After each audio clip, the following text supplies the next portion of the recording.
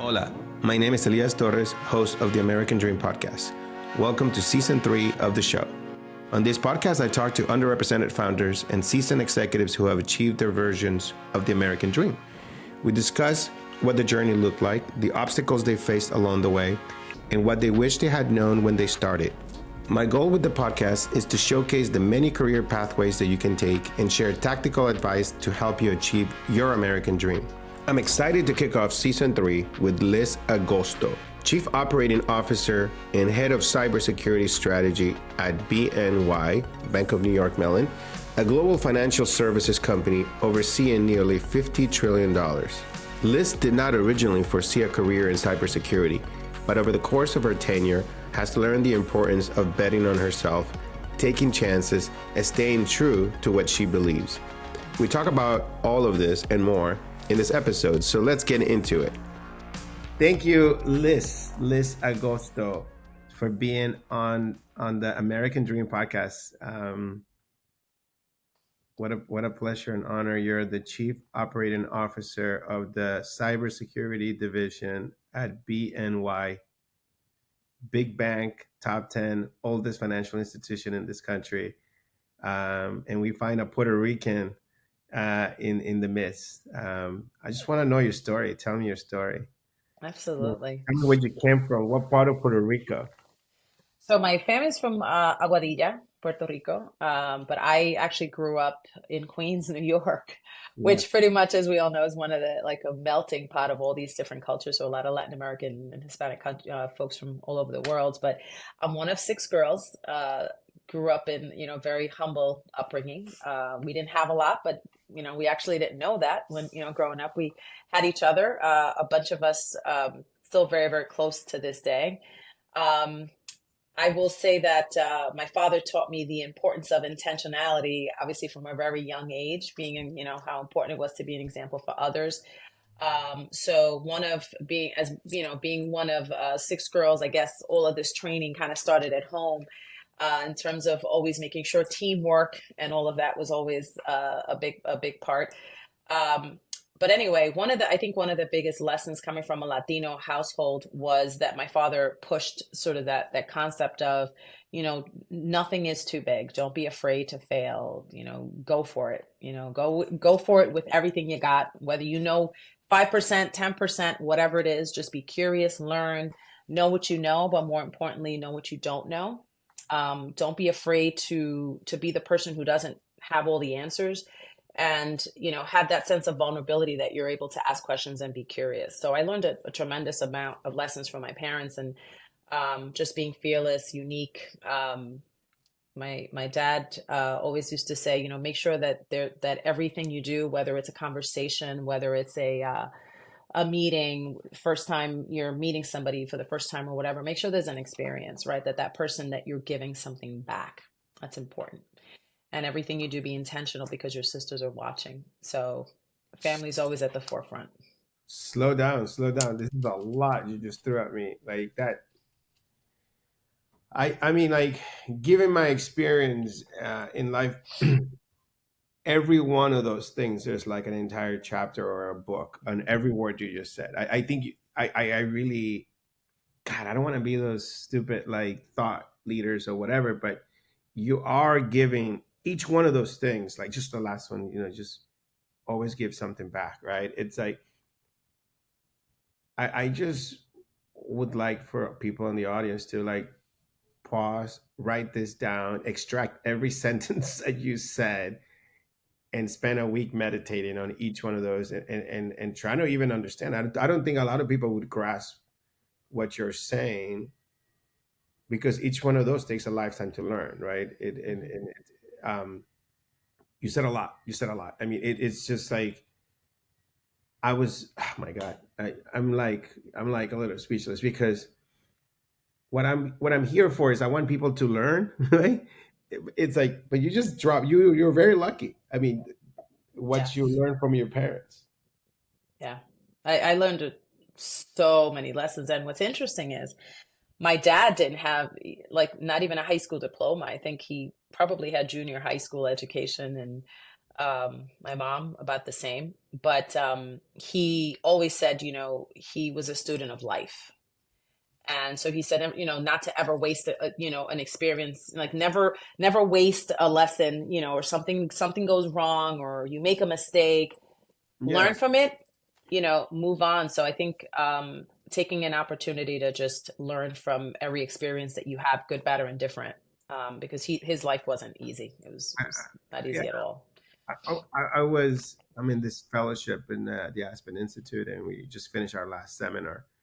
And we were reading a poem from Pablo Neruda. It was like a philosophical thing, and about him meeting himself in the future at a park bench in the winter in Charles River, in Boston. In the whole thing, there's a lot of complication. We were discussing that, and people were saying, "Would you want to have yourself in the future come and talk to you? Like, what would you tell yourself, right?" And so a lot of people were like, "I don't want to know. It's crazy, right?" And I said, "Why would I not want to know? I would want to know. I would want to know." And I say, like, but everybody's like, "No, I just want to live my life." And I don't know. I call that like privilege. And I said, one of the main things. That's why you hit me when you said that. I go, one of the main things it dawned upon me. At least tell my 17-year-old, my 20-year-old, that things are not as hard as we make them out to be in our head. That's right. It's just like, because we just put ourselves that things are hard, That's right. and they're not. You said there's a, I forget who, you know, we build our own resistance, right? So oftentimes you'll hear that the difference between, you'll meet very, very, very intelligent people with a lot of degrees and they know so much, but a lot of experiences come to them and they don't go for those experiences because they feel that they don't have enough experience or that they don't know enough or that they haven't learned enough. And I guess what I've learned throughout my entire career, because it's been almost like a pattern, it's like a theme across, my entire almost 30 years of experience. And that is that, You're 30 years old. Yeah. yeah, obviously I started at two, that you have to take chances and that you're never going to know everything. And even when you get promoted to a more senior level because your manager thinks you're ready, you're never really ready. Right. So if you're waiting for that one moment where you're 100% ready for it and you've got everything nobody does. You don't know anything. Yeah. You know what you know up to that point. So I call it the white privilege, and I was saying that today to have a friend of mine here at home, and we were discussing that because I have confidence now, right? Because of my achievements. So I was in the UAE trying to win some contracts, talking to many different people. And I was trying to get some like AI contracts. And there was a guy that was with me introducing me to people, but he's not technical. He doesn't have any of my accomplishments or knowledge or LLMs or AI or nothing, right? But I left, and so he took my words, and and now he's trying to win business with this confidence, but does not have what I have, right? right. And so I said, I'm commending him for that. Like I'm not, but I said, I was telling my friend here, I was like, that's what I want Latinos to gain, Hmm. because you figure it out. You know what I You mean? figure it out. You can't be afraid. Listen, you're gonna be afraid, and it's okay. Being in that sense of Yeah. the fear sometimes, that uncomfortable, that you've heard when people say get comfortable with being comfortable or be comfortable with being uncomfortable or whatever it is, right? um that's where the growth happens, Yeah. And, when and, you've and got that. and I think I think it's different when you grew up with a lot more privilege or entitlement, right? Of course, of You course, you you don't have have more. to try as hard. You don't have to You try have to as try hard. hard, but you Yeah. just you have this overconfidence, right? Which is, it is what it is. It is the system. I'm like, I don't care. But here's the thing: is like, women go through the same problem, right? If they see a job description, it says 10 years of experience, and they only have 9.5, they won't apply, right? And so it's like, but a guy has like 3 years of experience, and he's like, I can do this job. And so it's this confidence that sometimes affects gender, sometimes affects minorities, ethnicities, cultures, right? because we grow up differently or we are surrounded in different situations. That's the whole point of this podcast, right? Is to share that one point, right? It's like we have to gain the confidence, overcome this maybe lack of confidence and trust in our abilities and our upbringing, because our point of views in our history gives us advantages that are needed to accomplish hard problems, to solve hard problems, you know? I agree. And I think you touched on something I wanted, if I could, you were talking about the future, right? And I think that what separates a successful person from someone who is probably not as successful is knowing where you're going.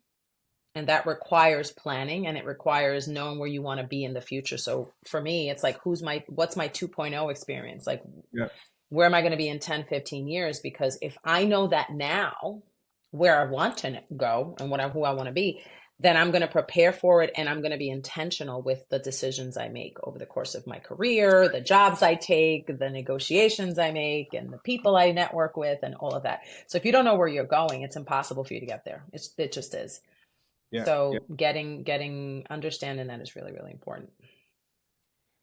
And I think that that's what, you see all the successful people, right? And that's what it is, that they were not afraid to try, to ask, to show up, to knock on the door. And I think that that's absolutely the same as for me. What else? Tell me more. I want to get to know you more. So I would say that some advice that I would give for the folks who are listening, I think it starts and ends with the why. Why do you do what you do? And if you don't know why you're doing it, then when times get hard and you get pressured and you hit that roadblock where you don't know something, or you're at work and someone is really messing with you and sort of creating a hostile work environment, because as Latinos, it's not going to be easy for us ever, ever, ever, right? So everything for us is difficult. So understanding why you're doing what you're doing, what's the purpose of why you're doing it, whether for some people it could be like, I want to make enough money to buy a house for my mother. You hear a lot of people when they start to make it, or they get in business or whatever and they start to make a little money, it's like, I want to buy my mother a casita, or I want to do something for my family, or I want to provide for my family, I want to be a better provider. If you understand that, like at the root, like internally, you understand that, that's kind of your compass. And then when things start to go awry and someone tries to bottleneck you or try to stop you or try to get in your way, you're going to be a little bit more focused and intentional, saying, that's not going to stop me. That's not going to stop me. That's not going to stop me. Right. Because I'm motivated. I'm focused. I know where I'm going. But if you're not, and if you don't have that and you're not intentional, then any little thing is going to pause you. Any little thing is going to cause you to get in your feelings and get emotional. So I Mm. think when you're really rooted in your why, the rest is noise. I call it white noise, right? It's just white noise. I'm not going to focus on that. That's, it's almost like if you're in a car, think about it this way. If you're driving in your car and you have your GPS on and you say, okay, I'm going in this direction. And all of a sudden the GPS says, okay, get prepared to turn right, right? And maybe you go right a little too quickly. And then what does the GPS say? It says recalculating. It doesn't say, oh man, you know what? I'm done. Can't get there. I took the wrong direction. It's over. Forget it. I can't get to the party, right? No, recalculating. And That's a that's good. the same thing with life. Yeah. You just have to recalculate. It seems my next obvious question is, what's your why? My why is deeply rooted in family. It's about me wanting to be a better person for not just myself, but for my nieces, my sisters, my family, making my parents proud. I want to make sure that my parents see the things I'm doing, and the people that I'm impacting, and the doors that I'm opening, and the opportunities I'm providing, and that I'm able to leave a legacy. For me, that there's a deep connection. There's a human connection for me. It's more than just, okay, I'm going to go to job and I'm going to work here and I'm going to do this and this, and it doesn't. No, there's an actual. For me, it's about how I'm going to be able to impact other people, just like me, who came from humble beginnings, right? Um, that I can say, here's how I did it, and guess what? You can do it too. Nothing is impossible. And so when people see that, they can now say, okay, I can do it too. A lot of people don't have role models. So that's you know, Yeah, I agree.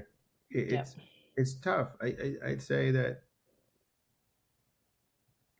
I I don't know if I always had a why,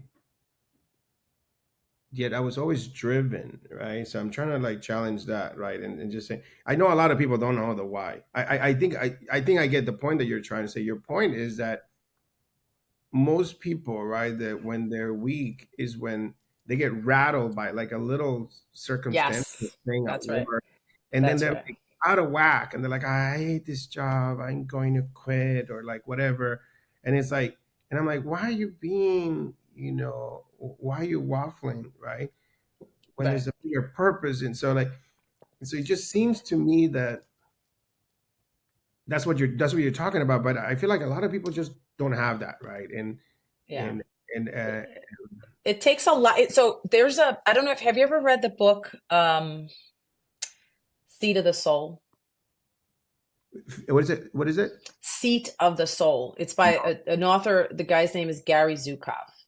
And he talks about this concept of, he says that creating authentic power means aligning your personality, who you are, with your soul. So when your personality is aligned with your soul, then you're authentically powerful. For me, I'll give you an example of what that means, right? So for me, I'm most fulfilled when I have an ability to give back in some way. Hmm. So if I take this example of me being in cybersecurity, and all of a sudden, when I come to cybersecurity, I'm learning, I'm growing. But the biggest thing I notice right away is that there aren't a lot of people that look like me. And so I start talking to people about careers in cyber because I see all this opportunity. But what happens is, wait a minute, all these Latinos are coming to me and saying, how did you do it? Like, how did it blows my mind, da da da, right? And I started to say, wow, this is it. I'm going to advocate. I'm going to be an ambassador. I'm going to be the person that's going to go out there and talk to people that look like me and talk to them about all of these opportunities in cybersecurity because it's such an incredible career. And maybe their tias and their tios and their families don't know anything about it because they don't even know what cybersecurity is. But I'm going to open the door because I want them to know about it so that they can go to school and learn. And guess what? 10 years from now, 15 years from now, we won't be having a conversation about not having enough Latinos in cyber because more people are going to know about it. So here's where passion meets purpose. It's I have a passion for cyber. I have a passion for um, making sure that there's representation, right? So I'm not the only one.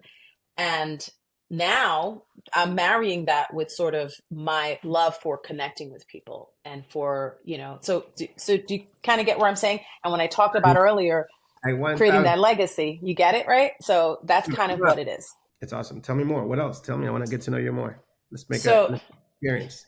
yeah, so talking about like the learning and sharing information with others, I consider myself, a very spiritual person, and not having to do with like, oh, this person believes in God or this person believes in Allah. Who More cares? so, more What correct, correct. But when I if you say that, exactly. But what I mean by that is to say that I'm really in tune with my internal guidance system, right? My yeah. internal GPS. You need to do for you, learn, right? So the more you learn, the more you do for yourself and you take care of yourself and you invest in yourself, then you're going to have so much more to share with other people. And that's why I think it's important. They say, like, my view is always that success is an inside job. It's who you have to work at yourself every single day. It's not like I'm going to go to college, I'm going to go learn this, and I'm done. No, it's continuous learning, reading, learning about different things. AI, you talked about AI earlier, right? Staying relevant. Don't get me talking about AI because it's like Yeah, it's, I love AI too. I think it's great. Absolutely. I think you should. actually AI is on the cybersecurity is a big topic, right? It's Of huge. because now the attacks are going to increase, but then we have to use it for defense. So it's for defense. It's So good and bad. I mean, it's good and bad. It's the good thing is that it's allowing us as both technologists and people to be more efficient and do things faster, smarter. Yeah. But on the flip side is it's making Attack. the bad people better, smarter, right? More efficient, faster, smarter, right? So that you have to contend with that, and it's happening at such a speed Yeah, that AI in the cybersecurity is way more intense than I think in most of the areas is like, great, welcome. It's gonna help us. Let's see how real it is. But on the cybersecurity, it's gloves are off, right? You gotta be this yeah, stuff. But yeah, it's no, I completely think different. back to the authenticity. I just raised a round from an investor. We'll be announcing that soon. And one of the questions they asked me in the team, because is me working again with them, what did you learn at Drift? They asked me, right? What? One, they asked me, why are you doing this again? So to your point. Uh, and the other one was, what did you learn at Drift? And I said, what I learned at Drift, what I learned from Drift, it is I'm going to be myself Hmm. this time, right? I I gave in too much to how everybody wanted me to act and how everybody wanted me to speak, and so I'm done with that. You know what I mean?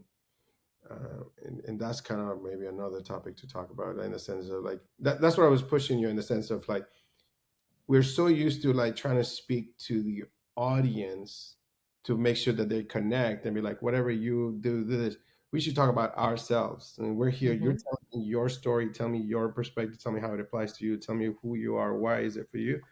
Because like, if somebody wants to hear us, they come and listen to the podcast. That's If they right. don't want to hear us, that's fine. The discussion is not about every option in the world. We're talking about your story, and that's the story that matters. Yeah. No, I think that's a great point. One of the things I will tell my Latino and Latina sisters and brothers is that we have to the authentic point, it's important that we come in and be ourselves because when you and I'll preface that with saying that it is hard to come into an organization and be the only. That's been my Yeah. experience No, no, pretty yeah, yeah. much my entire career. No, you However, don't get cut down. I mean, I'm just saying, like I'm listen, in a position listen. where, like no. So let's make sure disclaimers: Latinas, blacks, everybody, right? You're gonna be yourself. No matter, yeah, You're gonna be in yeah, trouble, but I'm saying, but just understand that ultimately that's one of our purposes, right? right. I mean, when I say being yourself, look, there are times when, if somebody wants to dress a certain way, there is read the room, right? If I think it boils down to emotional awareness also, right? So let's be clear. Um, but when I say be your authentic self, I mean you have a way of doing work that could be different from someone else, or you have a way of thinking that could be different. So it's important that if you're being asked for your opinion on a project or an initiative, that it's coming from a place of this is how I would do it. And sometimes it's not going to resonate with Yeah. others.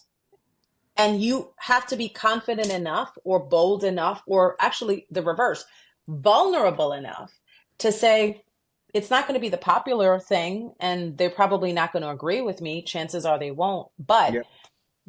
if you feel strongly about it, then speak your mind. I think. It goes back to what you said your father told you earlier, right? It's Hmm. like be willing to say I don't have the answer, right?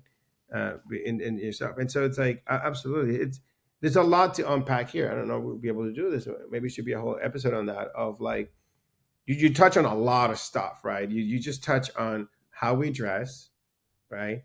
Hmm. How do we respond? How do we use our values, right? Hmm. How do we use our culture? Like, I mean, That's every right. time I'm like, I'm too intense. I speak too Yeah. fast. Oh I'm yeah. too Yeah. aggressive, They'll right? say, "Oh, you're so passionate about that." So, No, when men do it, it's like, "Oh, they're really, he's a really confident leader." If I say it, or if an African American woman says it, it's like, "Oh, she's an angry black woman," or the Latina, "Ooh, that's a little too spicy." She gets a little bit upset and she gets a little bit carried away. "Oh, you're so passionate about that," but not in a good way, right? not in a good. So Yeah. yeah. And so you have to sort of, that's why I go back to the inside work. You have But to be strong within yourself to that thing right, to just roll right off your and you said a shoulders. lot, right? Because it's like I think non-Latinos struggle to understand us, right, and to respect or to take advantage of what we bring to the table. Hmm. And then Latinos struggle on that. I mean, I was having a tough conversation with my daughter about this, right? Because uh, she she likes tattoos, and then and I'm like, She likes tattoos, what? tattoos. Oh, tattoos. Okay. And so she's like, she likes tattoos, and I'm saying to her like, so we were having the whole discussion of being authentic and being Latino Hmm. or culture or whatever, and I'm like, look, I'm Latino, I don't have tattoos. Like, we were having just father and daughter discussion, and she's like, but I want to be myself, and sure, but there's a balance, like you said, read the room of we don't need it's already hard for ourselves. We don't need to make it even harder just to prove the point. You know what I mean? Because not everybody society is not like it says like let's all have it. It's like it's a freedom that we have, but there's people in business and higher up places might have a different view of it. She's my daughter. It doesn't change the view. I know who she is and I love her no matter what. But we're discussing that whole like the Latino sometimes is like wants to be too much in your face, or if they tone it down, they feel they're selling out, right? And they're saying, Right. "I'm not being myself." So let's start. Tell me a little bit about how would you advise someone, young person, uh, Sure. how Uh, to regulate themselves or not? That awareness that you said. I think it's awareness, right? I don't, and there is a fine line, right? I guess it goes back to who do you want to be? What do you want to be known for?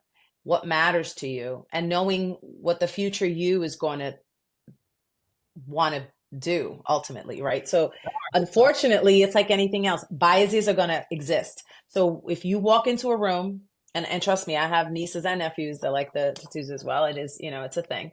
Um, but I've never been into that, but that's just me. I think my father would have killed me if I ever got one. But um, it's a matter of choice, right? You know that no matter what, people are going to see they're going to judge the book before they Yeah, read it.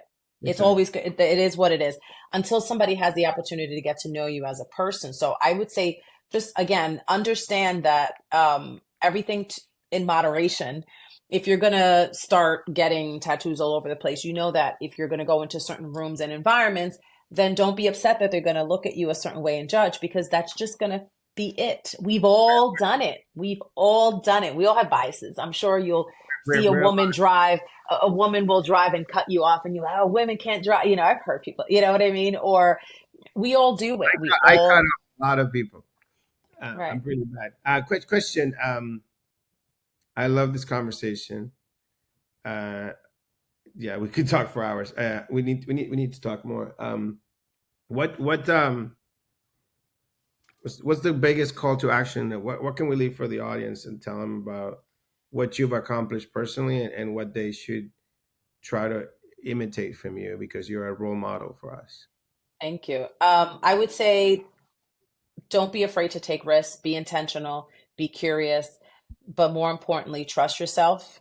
Have a plan how you're going to get there. Go back, rinse and repeat, check and recheck. Communication is key.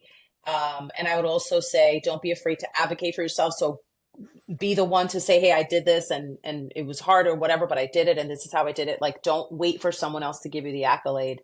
And use your authenticity and your uniqueness, your culture, your upbringing, who you are as your superpower. That's your superpower, and continue to build that. Um, and don't confuse. Oh, there's the last one. Don't confuse ego. Right? Ego is.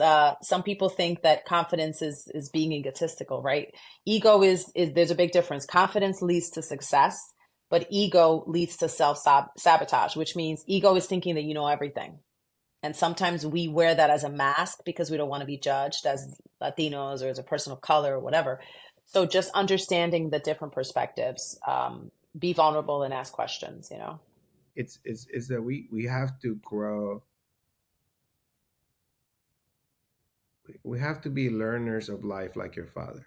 I Yeah, think we do. We do. I think that it's that I think your father sums it up. I love that you don't need to go to school to be smart and learn about life. That's right. And I was gonna throw some fancy words like, you know, emotional intelligence or, you know, Yeah, although that is important, but yes, no, no, exactly. But it's true. But it's your true. father You're had right. that. You He know what I had mean? it. Every There's, book I read, I'm like, oh my God, my father said that. Oh, I'm telling you, you're gonna read my book because I am writing my book. So, um, we all, and I'll right, and I'll leave you with this because I know we're at time. We're actually a minute over. Always remember this, right? As part of being self-aware, understand: do people light up when you walk into a room or when you exit the room? Because that tells you who you are, right? So if people get excited to see you, or is it like, oh, yeah. we, Or we, do they get excited when you leave? It's like, oh, you're, thank gosh she's out. Well, Latinos were always late to everything because you never want to finish the conversation, and you're like, I have like a customer waiting here for a call, and you're like, 1 more minute, I got Yeah, one more thing. It's like this is it's giving, awesome. it's giving. Well, And I hope to see you soon. I hope to talk to you soon, and I thank you for the opportunity. thank you for Anytime. great meeting. Igual, igual. Thank Un you for placer. coming.